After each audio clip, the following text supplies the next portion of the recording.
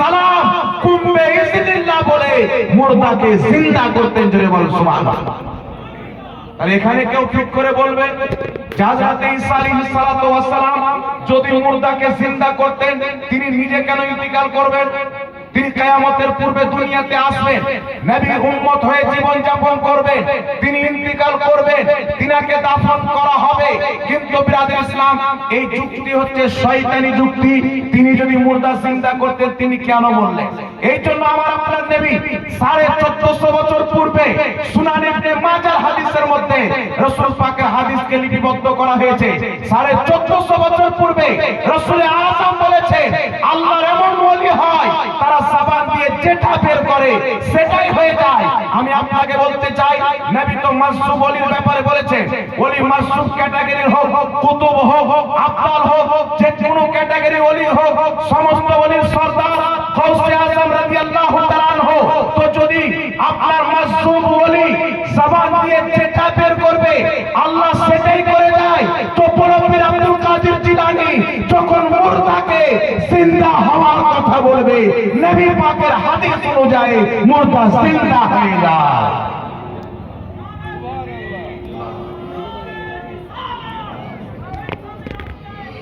জিন্দাবাদ। আর এটা কোন পানিতে ভাষা কথা নয়। আউলিয়া ইকরামের মুর্দা জিন্দা করা কারামত হাদিস দ্বারা প্রমাণিত। কারামত বলে কাকে? যেটা ব্রেন আসবে না, বুদ্ধিতে আসবে না। আজকে দুনিয়াতে কিছু জাহিল ইসলামিক স্কলার সেজে বলে গৌস পাক মুর্দাকে জিন্দা করেনি। এই জাহিল শোনো, না তোমার কথা চলবে না আমার কথা চলবে। চলো পূর্বের সালাফদের দিকে যাই, মুহাদ্দিসিনে কেরামের দিকে যাই। সকলের গ্রহণযোগ্য ইমাম, গ্রহণযোগ্য মুহাদ্দিস ইমাম সুবকি রাহমাতুল্লাহ আলাইহি লেখা বিশ্ববিখ্যাত কিতাব আত-তাবাকাতুশ শাফিয়াতুল কুবরা। উক্ত কিতাবের মধ্যে ইমাম সুবকি লিখতেছে অনেক লোক আউলিয়া ইকরামের কারামতের 10টা কিসিম বয়ান করেছে, তবে আমি ইমাম সুবকি আউলিয়া ইকরামের 100টি কিসিম কারামতের বর্ণনা করেছি। আর ওই তাবাকাতুশ শাফিয়াতুল কুবরার মধ্যে ইমাম সুবকি গাউস পাকের একটি কারামত বয়ান করে বলেছেন যে গাউসে আজম রাদিয়াল্লাহু তাআলা আনহু মুরগার মাংস খাওয়ার পর দাস্তারখানের উপরে মুরগার মাংস জমা করা হলো। সেই দাস্তারখানে মুরগা খাওয়ার পর গাউসে আজম ওই হাড্ডি থেকে দ্বিতীয়বার মুর্দা জিন্দা করে দিয়েছে। সুবহানাল্লাহ, সুবহানাল্লাহ। নারে তাকবীর, নারে তাকবীর, নারে রিসালাত, নারে রিসালাত। এটা কোন ফালতু কথা নয়। মুহাদ্দিসিনের কেরামের কিতাব, আপনার ফুকাহায়ে কেরামের কিতাব, ইমামদের কিতাবে লিখে আছে। ইমাম সুবকি সকলের গ্রহণযোগ্য ইমাম আত-তাবাকাতুশ শাফিয়াতুল কুবরা কিতাবের মধ্যে লিখছে গাউস পাক মুর্দা জিন্দা করতে। এই সুন্নি মুসলমান বুঝতে কি পারা গেল আমাদের আকীদা 100 বছর পূর্বের নয়, আহলে সুন্নাত ওয়াল জামাতের ওটাই আকীদা যেটা বাগদাদের খাজা করিম নামাজের আকীদা, যেটা বাগদাদের গাউসে আজমের আকীদা, আজমিরের গরিব নামাজের আকীদা, আহলে সুন্নাত ওয়াল জামাতের ওটাই আকীদা যেটা মুহাম্মদ রাসূলুল্লাহর দাওয়া আকীদা। আমার আপনার নবী নিজেই বলেছেন জবান দিয়ে যেটা বের করে দেয় আল্লাহ সেটাই করে দেয়। এখান থেকে প্রমাণ কি হলো? কোন আল্লাহর কামিল ওলি যদি জবান দিয়ে মুর্দাকে জিন্দা হতে বলে আমার আল্লাহ মুর্দাকে জিন্দা করে দেয় নবীর হাদিস মোতাবেক। এই জন্য মুহাদ্দিস নিজের কিতাবের মধ্যে লিখছেন গাউস পাক মুর্দাকে জিন্দা করেছে। এবার আপনাকে বলতে চাই পৃথিবীর মানুষ কুরআনুল কারীমের একটি আয়াতকে পেশ করে এমন মার্কেটের মধ্যে কিছু মৌলবি বেরিয়েছে তারা মানুষকে বলতে চায় যে আল্লাহর ওলিদেরকে মানা যাবে না। নাউজুবিল্লাহ। তারা বলতে চায় আল্লাহর ওলিকে মানা যাবে না। কোন আয়াত? আল্লাহ বলেছেন যা কিছু আল্লাহর পক্ষ থেকে অবতীর্ণ হয়েছে তারই তোমরা অনুসরণ করো, কোন ওলি আউলিয়াকে অনুসরণ করিও না। উক্ত আয়াতটি পেশ করে তারা বলতে চায় আল্লাহর ওলিদেরকে মানা যাবে না, তাদেরকে অনুসরণ করা যাবে না। তবে আমি আপনাকে বলতে চাই এটা খারিজীদের চরিত্র, মুনাফিকদের চরিত্র। কুরআন পাকের কিছু অংশ বয়ান করবে, কিছু অংশকে ঢাকা চাপা দেওয়ার চেষ্টা করবে, হাদিস কিছু পেশ করবে, কিছু অংশকে ঢাকা চাপা দেওয়ার চেষ্টা করবে। এই পৃথিবীর মানুষ পবিত্র কুরআন পাকের মধ্যে আল্লাহ তাবারক ওয়া তাআলা দুই শ্রেণীর ওলির জিকির করেছে। ওলিকে দুই ভাগে বিভক্ত করেছে। একটির নাম রেখেছে আউলিয়া হুকুম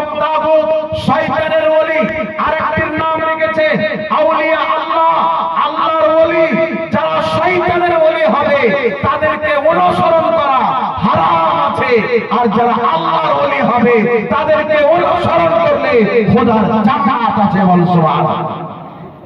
এইজন্য আল্লাহ তাবারাক ওয়া তাআলা পবিত্র কুরআনুল কারীমের প্রথম সূরা সূরাতুল ফাতিহার মধ্যে বলেন, ইহদিনাস সিরাতাল মুস্তাকিম, হে আল্লাহ আমাদেরকে সঠিক পথে চালাও। সিরাতাল্লাযীনা আনআমতা আলাইহিম, তাদের পথে চালাও যাদেরকে তুমি পুরস্কৃত করেছো, তাদের পথে চালাও। অর্থাৎ আল্লাহ পাক বলতে চান, বান্দা সঠিক পথে চলো। সঠিক পথ তো চিনতে পারবে না যারা আমার সঠিক পথে চলেছে, যাদেরকে আমি পুরস্কৃত করেছি, তাদেরকে অনুসরণ করে চলো। তারা যেই জায়গাতে পৌঁছেছে তোমরা তাদের পিছে পিছে খোদা পর্যন্ত পৌঁছে যাও। এখন যদি আমরা কোরআনকে খুঁজি, পবিত্র কোরআনুল কারীমের মধ্যে আল্লাহ তাবারাক ওয়া তাআলা বলেন, আনআমাল্লাহু আলাইহিম মিনান নাবিয়্যিনা ওয়াস সিদ্দিকিনা ওয়াস শুহাদা ওয়াস সালিহিন। আল্লাহ পাকের ইনাম নবীদের উপরে, আল্লাহ পাকের ইনাম সিদ্দিকীনদের উপরে, আল্লাহ পাকের ইনাম শহীদদের উপরে, আল্লাহ পাকের ইনাম সালিহিন আল্লাহর ওলি আউলিয়া বান্দাদের উপরে। তো আল্লাহ পাক সূরাতুল ফাতিহার মধ্যে এলান করে দিয়েছে, আমার নবীদেরকে অনুসরণ করো, আমি খোদাকে পেয়ে যাবে। শহীদদেরকে অনুসরণ করো, খোদাকে পেয়ে যাবে। সিদ্দিকীনকে অনুসরণ করো, খোদাকে পেয়ে যাবে। আমার নেক বান্দা মাহবুব শাহ ওয়ালিকে অনুসরণ করো, খোদা পেয়ে যাবে। যত দুনিয়াতে আউলিয়া কেরাম আছে, যাদেরকে আল্লাহ বিলায়াত দিয়ে নিজের ওলি বানিয়েছে, আল্লাহ সূরাতুল ফাতিহার মধ্যে তাদের রাস্তাতে চলতে বলেছে। তো আপনি যার রাস্তাতে চলবেন তাকে অনুসরণ করতে হবে কি হবে না? কথা বলতে হবে। আপনি যার রাস্তাতে চলবেন আপনাকে তাকে অনুসরণ করতে হবে। আপনি যদি চান আমি একজন ব্যক্তির পিছন পিছন মালদা যাব, রাস্তা আমি চিনি না, তাহলে সেই ব্যক্তি যেই দিকে যাবে আপনাকে অনুসরণ করে সেই দিকে যেতে হবে। তো আল্লাহ পাকের ওলি যেই পথে চলে, যেই রাস্তাতে চলে, খোদাকে রাজি করে আল্লাহর ওলি হয়ে দুনিয়া ত্যাগ করেছে, আমরা যদি তাদেরকে অনুসরণ করে সেই রাস্তাতে চলি, আমাদের প্রিয় খোদা রাজি হয়ে যাবে। এবার আপনাদের সম্মুখে কয়েকটি মাসলা বয়ান করতে চাই। আহলুস সুন্নাত ওয়াল জামাত আউলিয়া কিরামের মাজারের উপরে গম্বুজ তৈরি করে কি করে না? দেখছেন হযরতে মাহবুব শাহ ওলি রাহমাতুল্লাহ আলাইহির কবরের উপরে সুন্দর গম্বুজ তৈরি করা আছে। বর্তমান জামানায় কিছু ইহুদির এজেন্ট বেরিয়েছে, খ্রিস্টানের এজেন্ট বেরিয়েছে, তারা নবী পাকের হাদিসের অপব্যাখ্যা করতে চায়। আল্লাহর নবী সাল্লাল্লাহু আলাইহি ওয়াসাল্লাম বলেন, আলী যাও, যত উঁচু পাক্কি মূর্তিওয়ালা কবর আছে সবকে ভেঙে মাটির সাথে বরাবর করে দাও। এটা নবী পাকের হাদিস। যত উঁচু মূর্তিওয়ালা কবর আছে সব ভেঙে বরাবর করে দাও। আমাদের নবী পাকের প্রত্যেকটা হাদিসের উপরে ঈমান আছে না নাই? একটু জোরে বলতে হবে, আছে না নাই? তবে মনে রাখতে হবে, কোরআনকে বোঝার জন্য, কোরআনকে বোঝার যে উসুল আছে সেই উসুল মানতে হবে। হাদিসকে বোঝার জন্য হাদিস বোঝার যে নিয়ম আছে সেই নিয়মকে মানতে হবে। উক্ত হাদিস আল্লাহ পাকের হাবিব কার কবর ভাঙতে বলেছিলেন? আজ হযরতে দাতা মাহবুব শাহ ওলি রাহমাতুল্লাহ আলাইহি এই পবিত্র দরবার থেকে সারা পৃথিবীর আল্লাহর ওলিদের দুশমনকে, লামাযহাবিকে, দেওবন্দিকে চ্যালেঞ্জ করতে চায়। যদি কোনো মায়ের লাল একটা হাদিস দেখাইতে পারে যে কোন সাহাবায়ে কেরাম একজন মুসলমানের কবরকে ভেঙেছে, তাকে 10 লক্ষ টাকা পুরস্কার দেওয়া হবে। কিয়ামত দেখাইতে পারে না, কারণ হচ্ছে নবী কোনো মুসলমানের কবর ভাঙতে বলেননি। আল্লাহর নবী মক্কা থেকে হিজরত করে মদিনা আসলেন। জান্নাতুল বাকিতে ইহুদিদের কবর, জান্নাতুল বাকিতে মুশরিকদের কবর। আল্লাহর নবী জান্নাতুল বাকিকে খরিদ করলেন। খরিদ করার পর সাহাবাকে হুকুম দিলেন, যাও যত মূর্তিওয়ালা উঁচু মুশরিকদের কবর আছে সব ভেঙে দাও।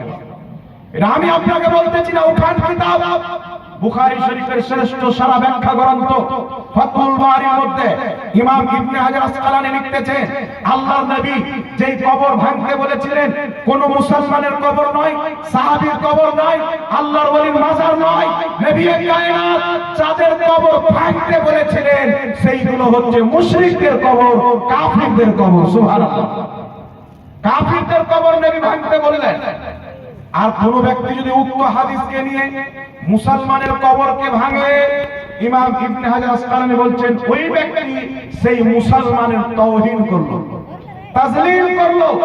আর যেই ব্যক্তি এই হাদিসের মাধ্যমে সাহাবায়ে কেরামের মাজারকে ভাঙার ফতোয়া দিয়েছে, আল্লাহর ওলিদের মাজারকে ভেঙেছে, তারা আল্লাহর ওলির সাথে দুশমনি করেছে, তাদের জন্য ফতোয়া আমি দিব না। উঠান সহিহ বুখারী, ক্বালা রাসূলুল্লাহ সাল্লাল্লাহু আলাইহি ওয়াসাল্লাম ইন্নাল্লাহ তাআলা ক্বাল মান আদালি ওয়ালিয়ান ফাকাদ আযানতুহু বিল হারব। আল্লাহ পাকের হাবিব বলেন, নিশ্চয়ই আল্লাহ পাক বলেছেন মান আদালি ওয়ালিয়ান, যেই ব্যক্তি আমার ওলির সাথে দুশমনি করলো, ফাকাদ আযানতুহু বিল হারব, আমি আল্লাহ তার সাথে যুদ্ধ ঘোষণা করলাম। যারা হাদিসের অপব্যাখ্যা করে, নবী পাকের হাদিসকে বিকৃতি করে, আল্লাহর ওলিদের মাজার ভাঙতে চায়, এই পৃথিবীর মানুষ শুনো, আল্লাহর নেক বান্দাদের কবর উপরে গম্বুজ তৈরি করা, ইমারত তৈরি করা, তাবু খাটানো, এটা দুনিয়াদারের তরিকা নয়, এটা হচ্ছে সাহাবী রাসূলের তরিকা। উঠান কিতাব, কিতাবটির নাম হচ্ছে মুসান্নাফ ইবনে আবি শাইবা, ইমাম মুসলিমের ওস্তাদ, ইমাম ইবনে মাজার ওস্তাদ, ইমাম ইবনে আবি শাইবা নিজের কিতাব আল মুসান্নাফের মধ্যে হাদিসটি লিপিবদ্ধ করেছেন। হযরতে ওমর ফারুক রাদিয়াল্লাহু তাআলা আনহু, হযরতে যায়েনব যখন ইন্তিকাল করলেন, তিনাকে যখন দাফন করা হলো, তিনার কবরের উপরে হযরতে ওমর ফারুক নবী পাকের দ্বিতীয় খলিফা, তিনার কবরের উপরে কাঠের গম্বুজ তৈরি করলেন। জোরে বল সুবহানাল্লাহ। মুসান্নাফ ইবনে আবি শাইবার মধ্যে হাদিস, হযরতে ওমর ফারুক হযরতে যায়েনবের কবরের উপরে কাঠের গম্বুজ তৈরি করলেন, তাবু খাটালেন। শুধু তাই নয়, পৃথিবীর মুসলমান, উঠান কিতাব মুজামুল কাবির তাবরানির মধ্যে হাদিস, মুসান্নাফ আব্দুর রাজ্জাকের মধ্যে হাদিস, উক্ত হাদিসটিকে ইমাম কাসানি রাহমাতুল্লাহ আলাইহি বাদায়ুস সানায়ের মধ্যে উল্লেখ করেছেন। আল্লাহ পাকের প্রিয় হাবিব সাল্লাল্লাহু আলাইহি ওয়াসাল্লামের সাহাবী হযরতে ইবনে আব্বাস রাদিয়াল্লাহু তাআলা আনহু, তিনি ইন্তিকাল করেছিলেন তায়েফের মাটিতে। তিনার জানাজার নামাজ মুহাম্মদ ইবনে হানফিয়া পড়িয়েছিলেন। তিনার জানাজার নামাজ পড়ানোর পর 4 তাকবীরে জানাজার নামাজ পড়ানো হয়েছিল। তিনাকে দাফন করার পর তিনার কবরের উপরে সাহাবায়ে কেরাম গম্বুজ বানিয়েছিলেন। এক জোরে হবে সুবহানাল্লাহ। সাহাবা গম্বুজ বানিয়েছে, সাহাবা তাবু খাটিয়েছে। আর ইমাম বুখারী রাহমাতুল্লাহ আলাইহি সহিহ বুখারীর মধ্যে তারিখ সূত্রে হাদিস নিয়েছে, হযরতে ফাতেমা সুগরা হযরতে হাসান মুসান্নার কবরের উপরে কয়েক বছর তাবু টাঙিয়ে রেখেছিলেন। জোরে বলতে হবে সুবহানাল্লাহ। হযরতে হাসান মুসান্নার কবরের উপরে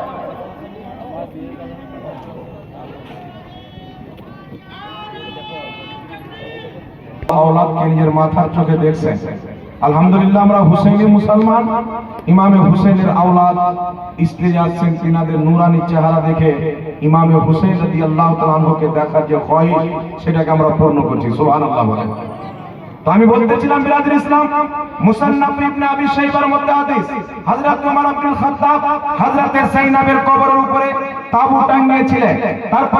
তারপরে মুসান্নাফে আব্দুর রাজ্জাকের মধ্যে হাদিস, তারপরে মুজামুল কাবির তাবরানির মধ্যে হাদিস, হযরতে মুহাম্মদ বিন হানফিয়া ইবনে আব্বাসের জানাজার নামাজ তা 4 তাকবীরে পড়ালে তিনাকে দাফন করার পর তিনার কবরের উপরে গম্বুজ তৈরি করা হয়েছিল, তাবু খাটানো হয়েছিল। বুখারী শরীফের মধ্যে তারিখ সূত্রে হাদিস, হযরতে ফাতেমা সুগরা হযরতে হাসান মুসান্নার কবরের উপরে কয়েক বছর তাবু টাঙিয়েছিলেন। আমাদের উলামায়ে আহলে সুন্নাত উক্ত হাদিস থেকে আল্লাহ ওয়ালাদের মাজারে খাদিম রাখার জায়েজের ফতোয়া প্রদান করে। জোরে বলেন সুবহানাল্লাহ। আর একটু জোরে হবে না সুবহানাল্লাহ। এইজন্য মুহাদ্দিসিনে কেরাম কি বলেছেন, ইমাম কাসানি রাহমাতুল্লাহ আলাইহি বাদায়ুস সানায়ের মধ্যে লিখতেছে, আল্লাহ ওয়ালাদের কবরের উপরে গম্বুজ তৈরি করা জায়েজ আছে। ইমামুল ফুকাহা ইমাম ইবনে আবিদ শামী রাহমাতুল্লাহ আলাইহি ফতোয়া শামীর মধ্যে লিখতেছে, আল্লাহর ওলিদের কবরের উপরে গম্বুজ তৈরি করা জায়েজ আছে। ফতোয়া হিন্দির মধ্যে একজন নয়, দুইজন নয়, 500 জন ফুকাহায়ে কেরাম বাদশাহ আওরঙ্গজেবের জামানায় ফতোয়া দিয়েছেন, আল্লাহর ওলিদের কবরের উপরে গম্বুজ তৈরি করা শরীয়তে জায়েজ আছে। বলুন সুবহানাল্লাহ। এইজন্য আপনাকে বলতে চাই মুসলমান, আজকে কিছু না হাঞ্জার বেরিয়েছে, আজকে ইহুদি খ্রিস্টানের দালাল বেরিয়েছে। তারা বলতে চায় আল্লাহ ওয়ালাদের মাজারকে ভেঙে দিতে হবে। আগে মাজার ভাঙার পূর্বে দলিল নিয়ে আমাদের সাথে বসতে হবে। আলহামদুলিল্লাহ, আজ আল্লাহর ওলিদের মাজার উপরে গুম্বাদ, এটা সুন্নিরা তৈরি করেনি, হযরত ওমর ফারুক থেকে এসেছে, হযরত মুহাম্মদ বিন হানফিয়া থেকে এসেছে, হযরত ফাতেমা সুগরা থেকে এসেছে। সাহাবায়ে কেরামের মাজারের ব্যাপারে যেই মাযহাব ছিল, সুন্নিদেরও সেটাই মাযহাব আছে। দ্বিতীয় নাম্বার চলে আসেন, আল্লাহর ওলিদের মাজারে আমরা ফুল দিই, দিকি দিনা ভাই? একটু জোরে বলে। এখানে অনেক কেউ এসেছেন আল্লাহর ওলির মাজারে ফুল দিচ্ছে। কিছু মানুষ লোক বেরিয়েছেন বলছে আল্লাহর ওলির মাজারে ফুল দেওয়া শিরক। এই শিরক কাকে বলে জানে না। বাংলাদেশের একজন বক্তাকে দেখলাম, এই বক্তা বক্তব্য দিচ্ছে, ধরেন আমি বিদায় নিব, আপনারা ভালো থাকেন, বলছে এই কথাটা বলা শিরক। আপনারা ভালো থাকেন এই কথা বলা শিরক যদি হয়, তাহলে কি বলতে হবে? আপনারা সব ডুবে মরে যান, না কি বলে? মানুষের কথাই তো এটা বুঝতে পারা যায়। এই লামাযহাবি ওয়াহাবি এমন ভয়ঙ্কর জাহান্নামী কুকুর, এরা শুধু সুন্নিদের উপরে নয়, লামাযহাবিদের প্রতিষ্ঠিতা মুহাম্মদ বিন আব্দুল ওয়াহাব নজদি নিজের কিতাবুত তাওহীদের মধ্যে লিখেছে যে আদম আলাইহিস সালাম পর্যন্ত শিরক করেছে। আদম নবীর উপরে শিরকের ফতোয়া দিয়েছে। আজ হযরত মাহবুব শাহ ওলি রাহমাতুল্লাহ আলাইহি এই দাতা দরবার থেকে চ্যালেঞ্জ করতে চায়, যতদিন পর্যন্ত আমাদের মধ্যে আত্মা আছে, পৃথিবীর যে কোনো ফিরকার লোক হোক, লামাযহাবিকে বসিয়ে দাও, দেওবন্দিকে বসিয়ে দাও, কাদিয়ানীকে বসিয়ে দাও, শিয়াকে বসিয়ে দাও, ভণ্ড মাওলাইকে বসিয়ে দাও, কিয়ামতের সকাল পর্যন্ত আহলে সুন্নাত ওয়াল জামাতের কোন একটি আমলকে, কোন একটি আকীদাকে যদি শিরক প্রমাণ করতে পারে, তার জিন্দেগি ভর গোলামি করতে প্রস্তুত আছি। আর খোদার কসম করে বলি, আমরা প্রমাণ করব দুনিয়াতে জান্নাতি জামাত হলো আহলে সুন্নাত ওয়াল জামাত, সুন্নি জামাত। এই জন্য বিরাদর ইসলাম, আজ থেকে শত শত বছর থেকে আমাদের আকাবিরদের সামনে থেকে তারা নিজেই বেঈমান প্রমাণিত হয়ে মুনাজারা থেকে পরাজয় হয়ে গিয়েছে। আর আজ পর্যন্ত বাংলার মাটিতে যত বড় বড় মুনাজির আছে, কোন মুনাজারা ময়দানে হার মানেনি। এই জন্য আপনারাকে বলতে চাই, এই রকম জাহিলদের বক্তব্য শুনে বিভ্রান্তি হবেন না। আল্লাহর ওলিদের মাজারে ফুল দেওয়া বুখারী মুসলিমের হাদিস দ্বারা প্রমাণিত, বুখারী মুসলিমের হাদিস দ্বারা প্রমাণিত। সহিহ বুখারীর মধ্যে হাদিস, মুসলিম শরীফের মধ্যে হাদিস, তিরমিজির মধ্যে হাদিস, মুত্তাফাকুন আলাইহি হাদিস। রাসূল কায়নাত সাল্লাল্লাহু আলাইহি সাল্লাম একদিন একটি বাগিচার দিকে রওনা হলেন। হঠাৎ করে একটি জায়গাতে দাঁড়িয়ে গেলেন যেখানে দুটি কবর ছিল। আল্লাহর নবী বলছেন, সাহাবী, এই দুটি কবরে আযাব হচ্ছে। আল্লাহর নবী বলছেন, সাহাবী, এই দুটি কবরে আযাব হচ্ছে। সাহাবী বলছেন, ইয়া রাসূলুল্লাহ, ইয়া হাবিবাল্লাহ, কি কারণে আযাব হচ্ছে? আল্লাহর নবী সাল্লাল্লাহু আলাইহি ওয়াসাল্লামের সাহাবা ঈমান দেখেন, সাহাবা জানেন যেই নবী বলতে পেরেছেন এই দুটি কবরে আযাব হচ্ছে, ওই নবীকে এটাও আল্লাহ দিয়েছেন কি কারণে আযাব হচ্ছে। আল্লাহর নবী বলছেন, একজন পেশাবের ছিটা থেকে বাঁচছিল না, আর একজন মানুষের চুগলি করে বেড়াতো, গিল্লা করে বেড়াতো, তার কারণে দুটি কবর আযাব হচ্ছে। রাসূলে কায়নাত, ফখরে মওজুদাত, ওয়াজহে তাখলিকে কায়নাত আলাইহিস সালাতু ওয়াস সালাম বললেন, সাহাবী যাও খেজুরের ডানা নিয়ে এসো। সাহাবায়ে কেরাম গেলেন, একটি খেজুরের ডানা নিয়ে আসলেন। সেই খেজুরের ডানাকে দুই ভাগে বিভক্ত করে দুটি কবরে রেখে দিলেন। আল্লাহ পাকের হাবিব বললেন, যতদিন পর্যন্ত এই খেজুরের ডানা পাতা কাঁচা থাকবে, ততদিন পর্যন্ত এদের আযাবে কমতি থাকবে। আচ্ছা, কারণ কি? আমার নবী যদি দোয়া করে দিতেন, সম্পূর্ণ আযাব বন্ধ হয়ে যেত, কিয়ামত পর্যন্ত বন্ধ হয়ে যেত। কিন্তু রাসূলে কায়নাত বললেন, যতদিন পর্যন্ত খেজুরের ডানা পাতা কাঁচা থাকবে, ততদিন পর্যন্ত আযাবে কমতি থাকবে। এই হাদিসের ব্যাখ্যা আমি করব না, উঠান বুখারী শরীফের সারা ফাতহুল বারীর মধ্যে ইমাম ইবনে হাজার আসকালানী ব্যাখ্যা করেছে। উঠান বুখারী শরীফের সারা উমদাতুল কারীর মধ্যে ইমাম বদরুদ্দিন আইনি ব্যাখ্যা করেছে। ইবনে হাজার আসকালানী ফাতহুল বারীর মধ্যে লিখতে লিখেছে, আল্লাহ কোরআন পাকে বলেছেন সাব্বাহা লিল্লাহি মা ফিস সামাওয়াতি ওয়াল আরদ, জমিন আসমানে যা কিছু আছে আল্লাহর তাসবিহ পাঠ করে। এই খেজুর পাতা যতদিন পর্যন্ত কাঁচা থাকবে আল্লাহর তাসবিহ পাঠ করবে, আর তার পাঠ করা তাসবিহ সওয়াব মুর্দা কবরবাসী পাবে। ফলে আল্লাহ পাক তার কবরের আযাবকে বন্ধ করে দিবে। একটু জোরে হবে সুবহানাল্লাহ।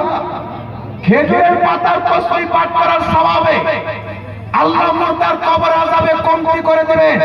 ইমাম ইবনে হাজার আসকালানী বলেন, এই হাদিস থেকে শুধু খেজুরের পাতাই নির্দিষ্ট নয়, যে কোনো হারা ভরা জিনিস যদি মুসলমানের কবরে দেওয়া হয় সে তাসবিহ পাঠ করবে, তার পাঠ করা তাসবিহ সওয়াব পেয়ে মুর্দার কবরে আযাবে কমতি হয়ে যাবে। একটু জোরে বলতে হবে সুবহানাল্লাহ। এই জন্য ইমামুল ফুকাহা ইমাম ইবনে আবিদিন শামী বলেন, এই পৃথিবীর মানুষ আল্লাহর ওলিদের মাজারে কাঁচা ফুল দাও, এই কাঁচা ফুল আল্লাহর তাসবিহ পাঠ করবে, সওয়াব ওলির কবরে যাবে, আল্লাহর গুণগান করবে, সওয়াব ওলির কবরে যাবে, আর সেই সওয়াব পেয়ে আল্লাহ ওয়ালাদের মর্তবা আরো উঁচু হয়ে যাবে। জোরে হবে না সুবহানাল্লাহ। আল্লাহ ওয়ালাদের মাজারে ফুল দেওয়া হাদিস থেকে প্রমাণিত। পৃথিবীর কোন মায়ের জন্ম নেয়নি যে আল্লাহ ওয়ালাদের মাজারে ফুল দেওয়াকে শিরক তো দূরে থাক, অবৈধ প্রমাণ করবে, নিষেধ প্রমাণ করবে। এই রকম মৌলবীর জন্ম হয়নি, কিয়ামত পর্যন্ত হবে না।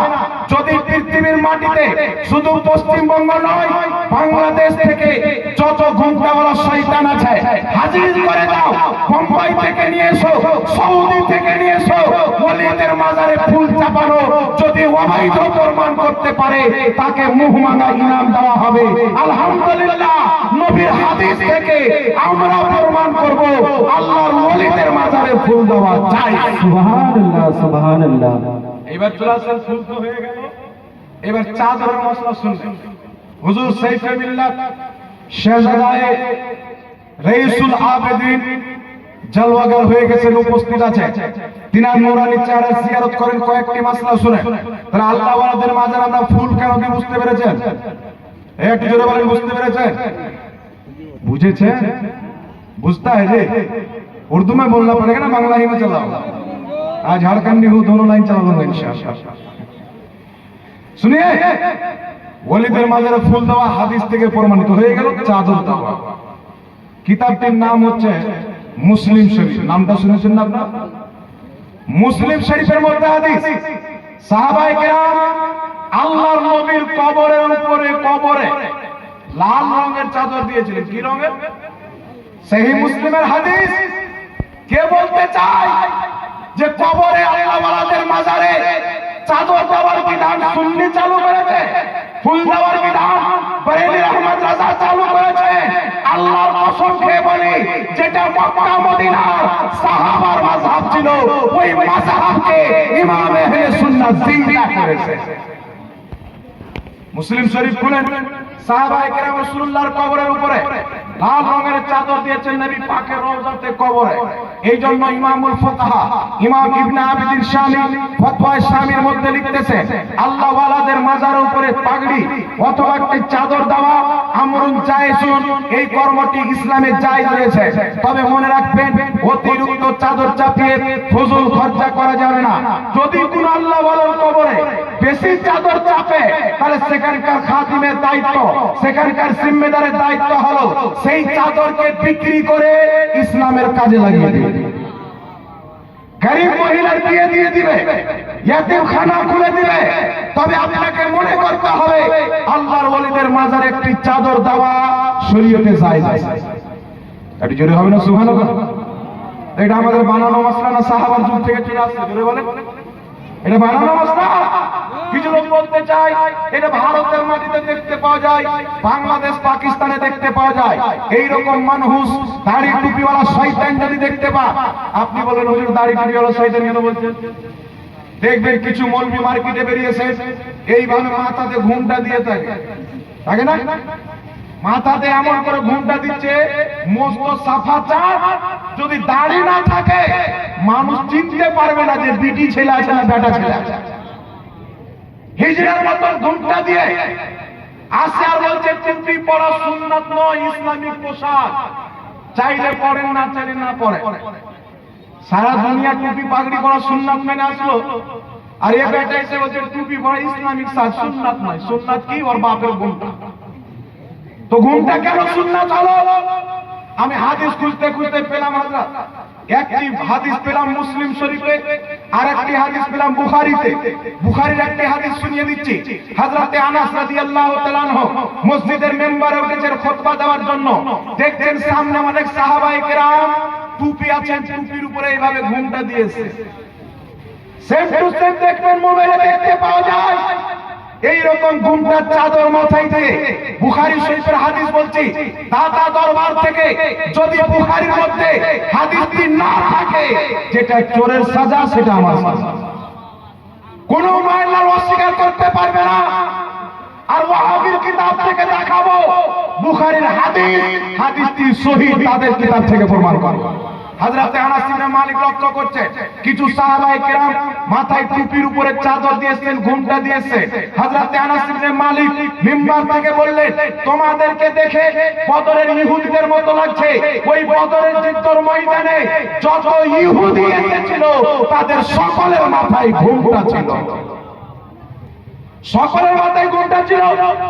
আপনি উঠান বুখারী কিতাবুল লিবাস খুলেন, আল্লাহর নবী সাল্লাল্লাহু আলাইহি সাল্লাম টুপি পরতেন, টুপির উপরে পাগড়ি পরতেন।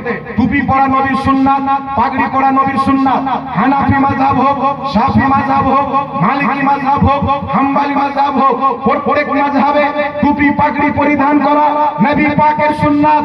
আর মাথাতে ঘুমটা দিয়ে টুপিকে বলছে ইসলামিক লেবাস, সুন্নাত বলা যাবে না। সুন্নাতকে মিটিয়ে ইহুদির তরিকা অবলম্বন করে বলছে আমরা সহিহ হাদিস বলবো। তো সহিহ হাদিস তো মানো, কিন্তু ইহুদি যে কর্ম করেছে হাদিস দ্বারা প্রমাণিত ওটা মানো, নবী যে কর্ম করেছেন সেটা মানো।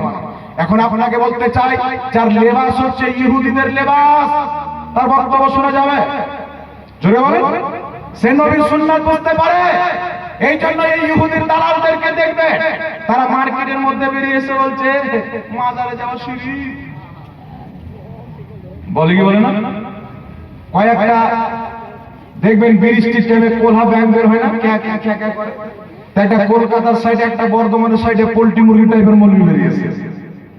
এটা আমার ব্যাপারে বলেছে। এক জায়গায় আমি একটা মশলা বয়ান করলাম, আমাকে জিজ্ঞাসা করা হলো ভারতবর্ষের ব্যাংকে 1 লাখ টাকা রাখলাম, 2-1 হাজার টাকা বাড়লো, ইন্টারেস্টটাকে বলে মানুষ। একটা টাকা বাড়লো, এই টাকাটা সুদ হবে কি হবে না, আমাকে জিজ্ঞাসা করলো। আমি হাদিস পড়েছিলাম, আমি বললাম যে ভারতের কাফির হচ্ছে হারবি, আর হারবি কাফিরের ব্যাংকে যদি টাকা বাড়ে, ওই বাড়তি টাকাটা মুসলমানদের জন্য সুদ হবে না। এই মশলা আমি বয়ান করেছি। কলকাতার থেকে একটা টুপিওয়ালা শয়তান বেরিয়েছে, দাড়ি লম্বাওয়ালা শয়তান বেরিয়েছে। এবারে বলছে ঝাড়খণ্ডে একটা মূর্তি বেরিয়েছে লম্বা পাগড়ি, মানে নবীর পাগড়ি লম্বা ছিল তাই আমরা লম্বা পাগড়ি। সুবহানাল্লাহ। তোমার বাপ দাদা ইহুদির মাথায় ঘুমটা ছিল, তোমার বাপ দাদা ঘুমটা পরিধান করে। আমাদের নবী মুস্তাফা টুপি পরিধান করেছে, পাগড়ি পরিধান করেছে, তাই আমরা টুপি পরিধান করি, পাগড়ি পরিধান করি। সুবহানাল্লাহ। বলছে এ আবার সুদকে হালাল করে দিয়েছেন জাহাঙ্গীর। যদি আবু বকর সিদ্দিক থাকতো তার গর্দান মেরে দিত। শুকরিয়া আদায় করো বেটা, হযরত ওমর ফারুক নাই। শুকরিয়া আদায় করো, ওনার যুগে তোমরা নাই। নচেত পৃথিবীর মাটিতে না কোনো ওয়াহাবি দেখতে পাওয়া যেত, না কোনো দেওবন্দি পাওয়া যেত। নবীর গুস্তাখকে বিনা ফয়সালাতে কতল করে দেনেওয়ালার নাম হচ্ছে ওমর ফারুক। যেই দিন তোমরা বলেছো নবীর মুখ দিয়ে দুর্গন্ধ বের হতো, সেই দিন তোমার গর্দান মারনেওয়ালা ওমর ফারুক দাঁড়িয়ে থাকবে। যেই দিন তোমরা বলেছো কিয়ামতের নবী উপকার করতে পারে না, তোমার গর্দান থেকে থাকতো না। দুনিয়ার যে কোনো কোণাতে লুকাইতে খুঁজে বের করে হযরত ওমর ফারুক তোমার গর্দান মেরে দিত। শুকরিয়া আদায় করো যে বর্তমান হিন্দুস্তানে বাস করছো। হযরত ওমর ফারুকের জামানায় জন্ম হয়নি, নচেত দুনিয়ার চেহারা দেখতে পেতে না। আর যদি হারবি কাফের ব্যাংকের টাকা, আমি সুদ বলিনি, চাই বলার কারণে যদি আমার গর্দান মেরে দেওয়া হয়, আমি সমস্ত লামাযহাবিকে বলবো, সমস্ত লামাযহাবিদের বাপ ইবনে তাইমিয়া নিজের কিতাব আহকামে শরিয়ার মধ্যে লিখেছে, হারবি কাফির এবং মুসলমানের মাঝে বাড়তি টাকাটা সুদ হয় না। একটু জোরে হবে না? সুবহানাল্লাহ। লামাযহাবিদের গুরু ইবনে তাইমিয়া লিখতেছে আহকামি শরিয়া কিতাবের মধ্যে হারবি কাফির এবং মুসলমানের মাঝে হারবি কাফিরকে যদি টাকা দেয় বাড়তি টাকাটা মুসলমানের জন্য সুদ হবে না। বেটা গর্দান যদি মারতে হয় এই জাহাঙ্গীরের গর্দান নয়, তোমার বাপ ইবনে তাইমিয়ার কবরকে খুঁজো, দামেস্কে চলে যাও, কবর থেকে উঠাও, লাশ তো পাবে না, তার হাড্ডি গুড্ডি যা পাবে সেইগুলোর মুন্ডাও, তার যে হাড্ডি গুড্ডি পাওয়া যাবে সেইগুলোকে কাটো। তোমার বাপই ওই ফতোয়া দিয়ে রেখেছে যেই ফতোয়া আজ আমি প্রদান করেছি। একটু জোরে হবে না সুবহানাল্লাহ। এই জন্য দুটি হাদিস আপনাকে শোনাবো। ইমাম সারাকসি রাহমাতুল্লাহ আলাইহি নিজের কিতাব আল মাবসুতের মধ্যে হাদিসটি লিপিবদ্ধ করেছে। হযরত মাকবুল রাদিয়াল্লাহু তাআলা আনহু বর্ণনা করে আল্লাহর নবী বলেছেন হারবি কাফির এবং মুসলমানের মাঝে বাড়তি টাকাটা সুদ হয় না। দ্বিতীয় নাম্বার কিতাব চলে আসে সারা মানিল আসারের মধ্যে হাসান সূত্রে হাদিস বর্ণিত হযরত বিশ্ববিখ্যাত তাবি ইব্রাহিম নাখি রাহমাতুল্লাহ আলাইহি বলছেন হারবি কাফিরকে 1 দিরহাম দিয়ে বদলে 2 দিরহাম নেওয়াকে সুদ বলে না। জোরে বলতে হবে সুবহানাল্লাহ।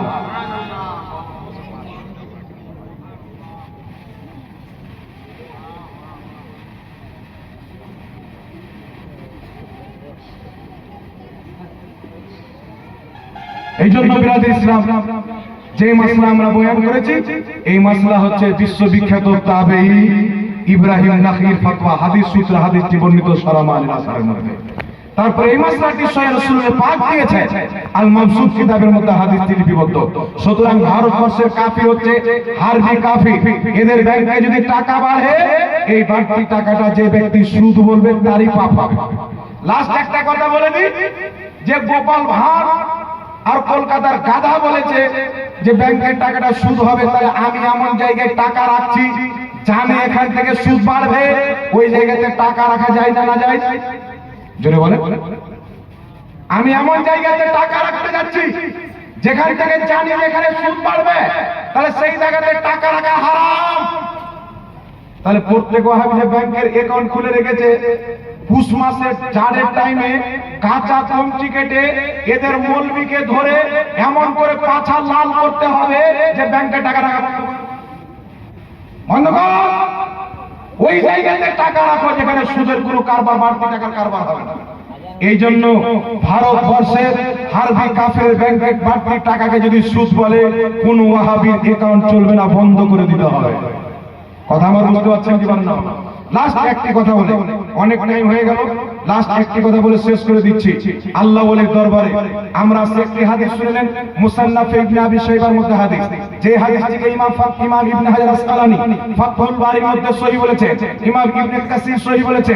হযরত ওমর ফারুকের জামানায় বৃষ্টি যখন বন্ধ হয়ে গেল, দোয়া করছেন ইস্তিসকা, বৃষ্টি হচ্ছে না, নামাজ পড়ছেন বৃষ্টি হচ্ছে না, তিনারা কি করলেন?